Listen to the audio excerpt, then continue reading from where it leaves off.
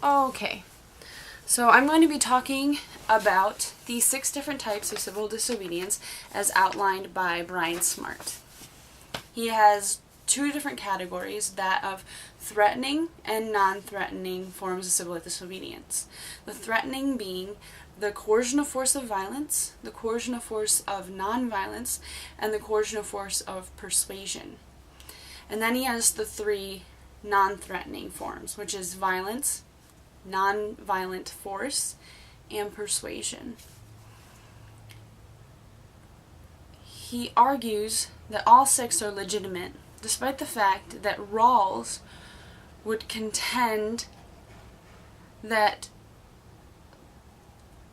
threatening forces are incompatible with civil disobedience, because in a way that threatens the stability of society and is not a helpful force and does not have an ends to the means.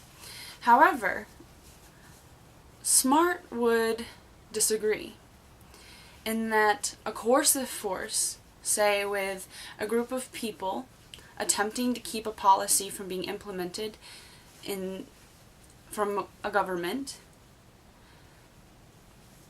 through the coercion of force of nonviolence, by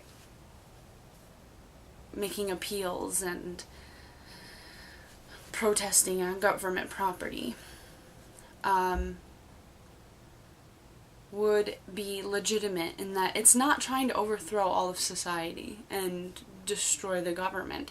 It's trying to make changes on one specific policy, and therefore is legitimate.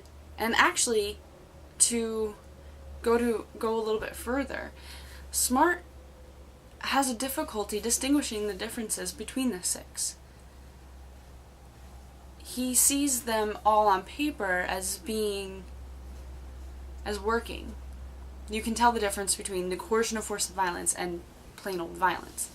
However, in terms of civil disobedience, in practice, the difference between the 2 different types is almost indistinguishable.